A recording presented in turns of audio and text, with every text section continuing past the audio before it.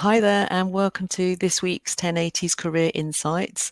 This week is Stress Awareness Week, so that is the focus of our session for today. As usual, please do let us know where you're joining from. And today I'm joined by Gill, Amos and Alyson Ainsworth. So welcome back again, ladies. It's good to have you. Hello. And we have, just to let you know, we have pre-recorded today's session. So please do like and comment and ask questions as you would do normally, because we will be watching at the time of the event to kind of go through and answer any questions that you have. But for logistical reasons, we needed to pre-record this one. So I'm going to start off with the first question, which is directed to Gill, which is, why is there an International Stress Awareness Week? Well, I think that one of the first reasons is to raise awareness, both at an individual, organisational and societal level. Everybody will suffer from stress at some point in their lives. It's about recognising the symptoms, learning, and also thinking about ways and being aware of ways you can do to manage the stress or deal with the stress that you've got, and also to consider what organisations are doing, both in the third sector and employers are doing, to support people who are suffering from stress. Excellent. Anything to add to that, Alyson?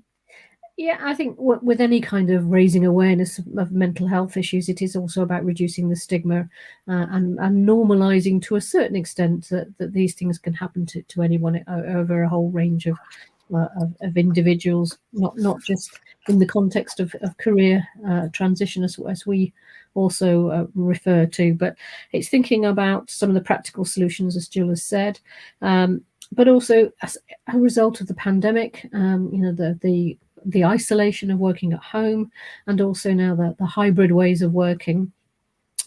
Some people will need more support to be able to either come back to work or to deal with some of the issues that have come out of the pandemic. And I think we still don't really know what the impact of that will be on people's mental health. So anything that is there to raise awareness and to signpost people to where they can get support for any of the challenges they're currently going through is a good thing. Absolutely, and I think there's quite a lot going on LinkedIn, particularly. There's lots of hashtags relating to International Stress Awareness Week, and I'll put a link to the website up in the comments afterwards so that people can have a look at it, because there are lots of free events that people can go along to, and as you say, it's about that signposting, isn't it? It's really useful to be able to do that. Okay, so talking specifically about job seekers, how can a job seeker manage their stress? So Alyson, would you like to start with that one? Yeah, I think the starting point really is to acknowledge that this is a tough gig. It's tough finding a new job, particularly if you've been in an organisation for a long period of time. You might not know what a CV looks like. You might not even have one. You might not have had an interview for a long time. It can all feel very overwhelming. And I think it's about understanding how you need to develop your own resilience and support yourself when you're going through any kind of period of change or transition. As resilience is something we all have. We just need to dial it up when we're going through times of difficulty. And I think, again, it's about working out what that means to you. The definition of resilience is about being able to remain strong, going through any kind of period of change, being able to adapt and be flexible. And I think we've all had to do that over the last 18 months, 2 years almost, with the pandemic. And I think it's drawing on some of those resources, looking after yourself, connecting into your other resources that are out there, and realizing that, that you're not on your own. Thank you. Gill, anything to add to that? Yeah, one of the things I do when working with somebody in the early days, when it's a job seeker, is actually to really support them through it. So as Alyson said, it is a tough gig, but look how we can get some small wins in, because it's one of those times when people think things are going out of control. So one of the things that really helps is staff to bring life under control again. So some things like knowing they've got a structure to the way that you're going to be perhaps working with them, or knowing you can actually put a structure on your week, put a structure on what you've got to do. So think about the process you've got to go through, which is getting a really good CV together. It's using your contacts and those people who can help you to review that.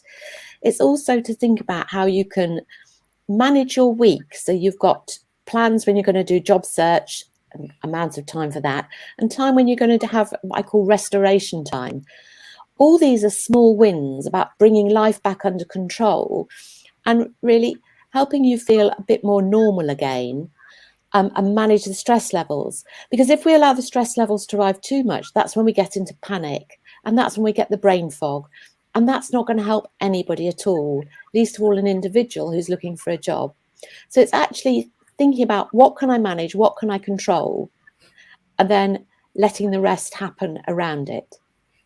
Yeah, it's really good. I think the structure point's really good. I know, particularly if I'm feeling stressed, I find myself just scrolling endlessly through LinkedIn. That's why. And then I think actually I should be doing some actual work here. So, and I guess it's the same, isn't it? Have some sort of structure, and that will help you to reduce that. There's a lot of, I think you're absolutely right. And one of the things I know when I've worked with people, in order to make themselves feel better, they'll spend a lot of time what I call piddling around on the internet. And that's my technical Yeah, term. absolutely. Yeah. When actually what they need to say is I will have, say, 2.5 hours a day. Once I've got my CV done, 2.5, 3 hours a day. Maybe I'll do it in mornings or when it's raining or whatever. Look at the weather forecast and say, well, I'll work when it's raining and then do other stuff when it's not. And to have that as your job search time. And then spend the rest of the time doing something else, something that's life enhancing. Yeah. Good point. Yeah. Yeah, no, I agree with that, Jill. And I think the other thing is about creating balance, because we all know that the way to reduce stress is to have balance. So I would schedule not only my work time, but my personal time as well. So, at what point in the day am I going to take a walk? Maybe based on the weather or based on what else is happening. So is it morning, noon or evening? And I would schedule in my downtime. So, my personal courses like my yoga or my meditation or whatever else I was doing, so that when you look at your week in completeness, it's both your professional and your personal stuff in there. That's excellent. And that leads on to our next question as well. So what kind of things can help you with reducing stress? So Alyson, do you want to kind of continue what you just started talking about? Yeah, absolutely. I mean, and I think when we talk about stress and we think about building up our resilience, it is about the things that give you energy, because energy is in itself a proxy for resilience. So lots of different activities, and it'll be different for everybody. It's not just about going for a walk. I did have a client the other day that said, please don't tell me just to go for a walk and I'll be all right. I accept that that's not the case for everybody, but there is a lot of benefit to being outside in nature as well, as we all know. But it could be a whole range of activities, from learning something new. You've mentioned LinkedIn Learning as well, Sarah. I think there are lots of short courses or things on there for people to be interested in. There are other activities. You could be doing some volunteering, but also just the whole principle of self-care, about looking after yourself. As I say, that isn't just going for a walk. It is thinking about exercise, whatever that means to you, sleep, looking after yourself, making sure that you get a regular pattern in terms of how you get off to sleep, etc. Because we all know that re-energizes us, not just physically but also mentally. Thinking about what we're eating, if we have a bit more time to just be a bit more structured around, what we're putting into our bodies. All of those things tend to help in reducing our stress levels. Brilliant. Anything to add to that, Jill? Yeah, I think I'd really build on that. And I think one of the things is to remember is when you actually start to get stressed, we actually have, if you like, chemical changes in the body. So we release more cortisol, adrenaline and noradrenaline. So we actually have chemical changes going on, which will cause, if you like, more us to feel more tense, more just it starts to accelerate. So one of the things we have to think about for ourselves is how do we reverse that process and get our body back under control? Because otherwise it starts to run away with you, if you see what I mean. So it's thinking, what can you do? So if we look at some of the very simple things that we can do, what first thing really is to think about the breathing, because your breathing becomes much more shallow. But the focus really needs to be on the out breath. For the first reason is you'll just breathe in automatically, otherwise you're dead. So you will breathe in automatically. But it's to really focus on the out breath. And the reason for that is because that activates the parasympathetic nervous system. It's the one that restores homeostasis to the body. So if you just want to even lie on the floor or go and sit in the garden if it's a nice sunny day, whatever makes you feel good, and you avoid you feeling very self-conscious, and just focus on focus on the out breath, breathing out for 4, and then perhaps breathing out for 6, and then perhaps breathing in for 4 and out for 4, in for 6, out for 6. And if you want to take it further, you can do box breathing. I think it's used by the US SEALs, I think, when they're managing their cortisol levels when they're out to do on an operation, which is in for 4, breathe in for 4, hold for 4, out for 4, then wait for 4. Wow. So if you can actually bring the breathing under control, a lot of the other bodily functions, if you like your heart rate will come down as well. And you'll get rid of those things like sweaty palms, which I can't stand. But you will actually just feel quite normal, much more normal again, if you like your normal self. And some simple things, if there's nobody around and you're working at home, one of the brilliant things to do is lie flat on the floor and actually stretch out in what we call a pencil stretch. Or if anybody does yoga, do tree on the floor as well. Even just stretching out the body and stretching the muscles, you can run and shut yourself in the bathroom if you really want nobody to see you, can actually really help with reducing stress, and a focus on the breathing. That's really good tips there. And I just think, to add to that, Jill, I mean, I think it's fantastic tips, and I do some of those breathing. But even if you don't want to do any sort of lengthy breathing, just stopping a couple of times a day and just doing some deep breathing for a couple of minutes just makes such a difference when you're feeling overwhelmed. Yeah, it certainly does. And it can be one of the things that's really quite useful is actually just stopping and sitting, making sure your feet are flat on the floor, and perhaps doing that in for 4, wait for 4, out for 4. 3 minutes of that makes such a difference. And it makes the things seem clearer after that. It gives you clear enough to do something, and perhaps take stock or change direction or whatever. Brilliant. Thank you. Okay, there's definitely a lot to think about there, and it sounds like it's really finding what is going to work for you, isn't it? So whether it's exercise, whether it's the breathing, whether it's a combination, all of that. I know someone who, she's actually a personal trainer, so she's probably got a bit more flexibility, but she has a sleep every afternoon for an hour, and that's one of the things that keeps her kind of stress-free, etc. So if that works and you've got the time, then great. Yeah, and I think that's such a good point, Sarah, because I think certain things don't work for everybody. There's no one size fits all in this stuff. I've done various courses in the past in things like mindfulness and meditation. Some have been okay, and others have been amazing. So it's a bit like therapy. You need to find the one that fits, that works for you, because not everything works for everybody. Keep trying, don't give up with those things, because they do work. Yeah, that's a really good. And the meditation, I actually read something this morning which someone said, piano is my meditation. So, but basically what they were saying is they've tried meditation, they just couldn't do it for whatever reason, had mind block or whatever. But actually spending 15 minutes a day playing the piano is what took them to that kind of same end result as someone who might meditate. So, yeah, really important. It's that total immersion, isn't it? And something that isn't work, unless, of course, you're a pianist. Yeah. So it's that complete focus. Yeah, and that stops the thinking, doesn't it? That stops you focusing on your negative thoughts, and you have to concentrate on something. Yeah. That calms the mind down and stop the negative thoughts coming. Excellent. Okay, so what signs are there that someone might be stressed? So, Jill, do you want to start with that one? Well, I think what first thing to recognise is people show stress in different ways. And because there's often a tendency to think people will show stress like you yourself show stress. It's different. So some people become more of themselves. So they become perhaps sharper, a bit aggy, so to speak, irritable, etc., snapping at people. Whereas other people will completely retreat into themselves. So what they do is they actually close down when they're up against stress. So I think it's recognising it's different in different people, number one. And then actually really looking for any changes that you see in people. And sometimes it can be very simple. If you're having regular one-to-ones with people that you work with, or perhaps you've got a team you manage, is asking people how they are. And they'll often say fine or okay. Well, fine stands for frustrated, insecure, neurotic, and exhausted. So they're giving you just fine or okay. Actually say, well, how are you really? Be more specific about your question. So they actually then will perhaps start to talk about how things are, rather than just asking a fairly superficial question and letting them get away with that brush it away answer.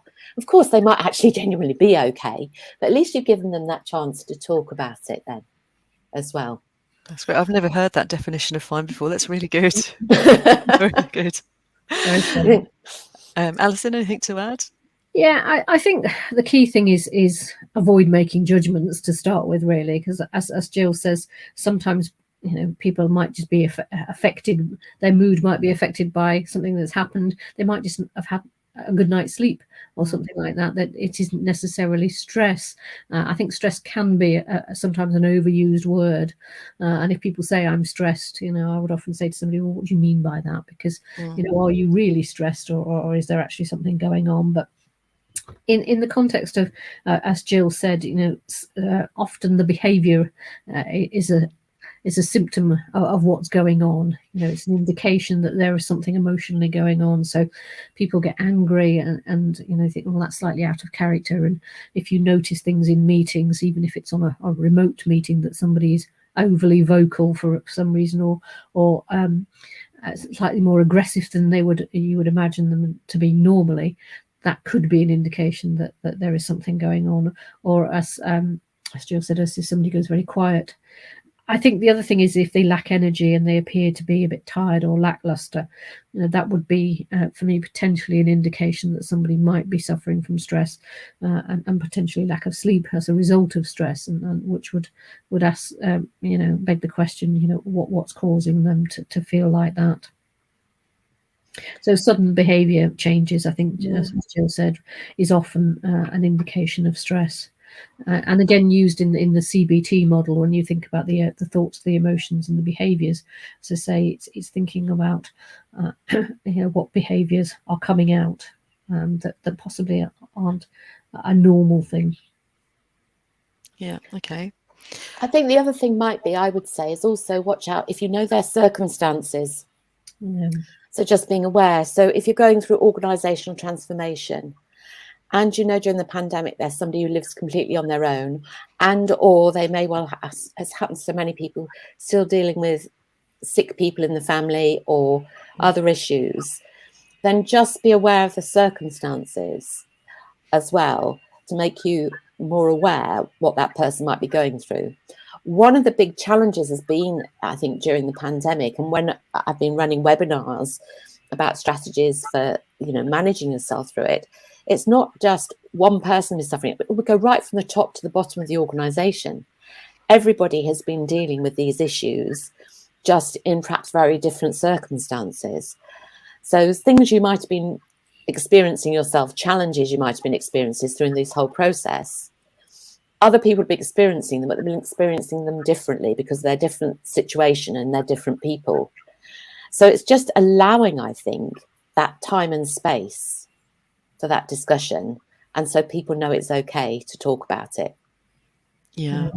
I spoke to a GP a couple of years ago now about a stress-related thing, and what she said to me was, you need to think about the appropriateness of the level, what you're going through, and how that relates to the amount of stress you're going through, and if there's a correlation there. I think that's quite an interesting thought as well. So is it an appropriate level of stress for the circumstance you're in, or actually is it pushing you more than it should be? Yeah. And I think that, to Jill's point, is certainly, again, with the pandemic, that's created another layer of anxiety for a lot of people that overlays other things. And certainly when I'm talking to clients around career transition, I would never say that you're all in the same boat, because you're not, clearly. It depends on your personal circumstances as to what's going on for you. Yeah, absolutely. So everybody is individual and different. So I love that point, Sarah. It depends of almost how normal would it be to be experiencing anxiety. So things like looking for another job is clearly something that's very stressful. Yeah. Okay, so if you do genuinely then think that someone is stressed, how do you kind of go about raising that with them and trying to help, I guess? So Alyson, do you want to start with that one? Yeah, I think it's a very difficult one because people are often, and again, managers feel that they're not trained to open up the mental health box and look inside, because they don't really know how to deal with that.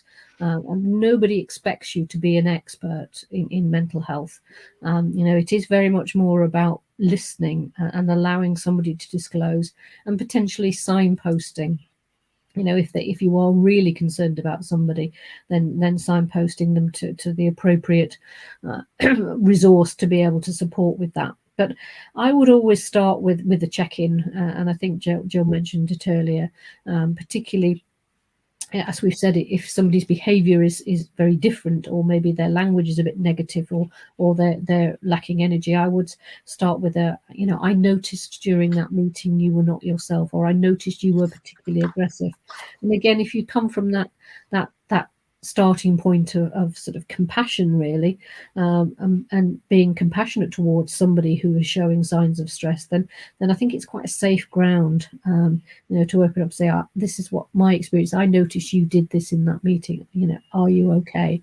And allowing them to disclose if they want to. Yeah, that's good. Jill, anything to add to that? I think, as Alyson said, it's actually noticing things as well and saying, I noticed that things were there. But I go back to that, asking people how they are and giving them space to talk. And when they've answered it, perhaps just leaving it a bit longer sometimes. Or actually perhaps push back on things. So perhaps a little bit about their circumstances. So say you've got a younger person who's been living in a shared house, you could then ask particularly about that, because then they have to actually start to open up a bit more about their living accommodation and how it's been quite hard. So that gets in through a slightly different route, I think. So it's using the information you've got, or asking open questions to find out a bit more. I think the challenge has been over this time is sometimes because of people who've been doing it by Zoom, when you'd be able to have quite casual conversations with people, perhaps by the water cooler, or just say, let's grab a coffee today and wander down. And the challenge has been when it's been Zoom meetings, we haven't had that time for that idle chit chat, which is actually not idle chit chat. It's actually really important information gathering for people, where you're actually finding out a bit more and people are letting off steam. I think from my point of view, when I've been having a lot of Zoom meetings and one-to-ones, it's been quite clear. People often, I think, because they're waiting for their coach, it all comes out as soon as my face appears on the screen. I don't know if it's the same for you, Alyson, but it's sort of been hanging on there. So I think it's asking the question, I noticed this, or asking more questions around it when there's something they're not telling you. And just perhaps show some things. Everybody's finding it quite challenging at the moment. How's it been for you? So it's giving them permission to talk about it, and thereby as well normalizing it, and to let them know it's absolutely normal. Yeah, because I think disclosure, even just talking about it, is a coping factor. It's a coping mechanism, isn't it? It's just, that might be as much as they need, is just to be able to go, actually, I have been having a really hard time, or, and also I'm not sleeping very well, or I've had more headaches than I have normally. And actually, perhaps I do need to do something about it. So it's that whole disclosure, helps them work out a plan. It's a coping mechanism. Yeah, good. Okay, that's all really good stuff. So let's go back onto the kind of the job search. So how can a candidate try to remain calm during an interview? So Alyson, do you want to start with that one? Yeah, I think the two things for me about interviews have always been around preparation and also mindset. I think if you prepare for your interview as much as humanly possible, you can't guess what the interview questions are going to be, but you can get an awful lot of information from the job description. So if they talk about competencies like in leadership or team building, or there will be a question around leadership or team building. So preparing your examples in advance, I think, is really helpful.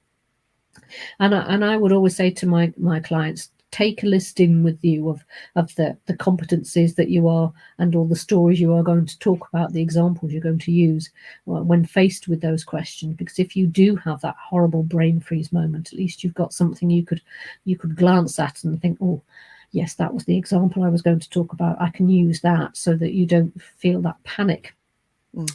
So preparation in itself helps you to, and the more you hear yourself say things out loud, the easier it becomes. And as I say, the brain gets into a natural rhythm of thinking, oh yeah, I'm okay with this because I've been here before. And I say the other is mindset. So that whole thing about a fixed versus a growth mindset, in the sense that if you head into an interview thinking you're going to fail, chances are that's what will happen. If you allow yourself to say, what's the worst that can happen? And if I don't get the job, what did I learn from it? Which is very much a growth mindset perspective. Then it doesn't feel quite so daunting. And I suppose the third point I would say is interviews. Change the word interview to meeting. And the word interview has such negative connotations. Nobody likes interviews. But think about how many business meetings you've had where you've gone in with a purpose and an agenda. You put your point across and you've come out with a result. An interview actually isn't that different to that. So take away the negative connotations of the word interview. Brilliant advice. Gill, anything to add? Yeah, I think I'd certainly add to that, because what is an interview? It's a two-way structured conversation with a clear purpose, and that is two ways as well. So that, to give the person who's being interviewed some agency in that. And I think the other thing is, having done a lot of interviewing, I know how much you are looking for people to be really good, that you really are pleased when people come up with good examples. So I always tell, when I'm working with people, actually the interviewer, unless they've got some strange agenda, and there are those people out there, but they are the minority, most of them want their candidate to be good, because you are looking for that person who's going to fulfill that role. So take this as an opportunity where people are actually on your side to show your best side. Doesn't mean to say you're going to get every job you go for, but it does mean to say you're probably going to show your best side and you're bringing it under control. I think the other thing about that control is to make sure everything that you can control about your interview, especially if it's by Zoom, is under control. So right down to the clothes you're wearing, your setup, how you're presenting yourself. So you're increasing that level of control. I did know somebody, whenever she had an interview, she always used to wear nice underwear, because she used to feel that it was a good secret, because she knew something that they didn't. So I think it's these things. That preparation will give you control. That mindset will give you control. Then the physical things you can do by your space and your environment, your clothes, how you're sitting, that also increases that level of control. And then just remember to breathe beforehand. These are just humans you're meeting. Nothing more, nothing less. Excellent. Okay, so our final question. So how should a candidate handle the questions about stress management during an interview? So I'm thinking here of when they say, can you tell me a time you've had to perform under stress, or how do you perform under stress, those kind of things. So when they're directly asking you about stress. So Gill, what would you say for that? Well, this is another opportunity for that preparation, isn't it? So I always get people to produce an achievement list or a list of success stories when we start working together. They really help build the CV, but they also mean that you've got about 70% of your interview preparation done. And we often supplement that by looking at a list of competencies. So we've got the things like, stress management here, or resilience, however they choose to phrase it, so that before you go in, you've thought of some really good examples, both when you're in your last job of how you've handled it, or if it's your first job, perhaps when you were doing exams or something like that, of how you've handled it, what you did, and what techniques you employed, and what the outcome was. So you've got the complete story. So it's back to that old one word, preparation. Okay, brilliant. And Alyson, anything further from you? Yeah, I think, and don't overcomplicate it. Really, don't make it up. I always say to people, when be authentic, be genuine, because an interviewer can see through that. If you've made up a story about a time when you were stressed or something that happened, I say try and be as genuine as you can. People aren't trying to catch you out on can you handle stress. They just want to know whether you've thought about it.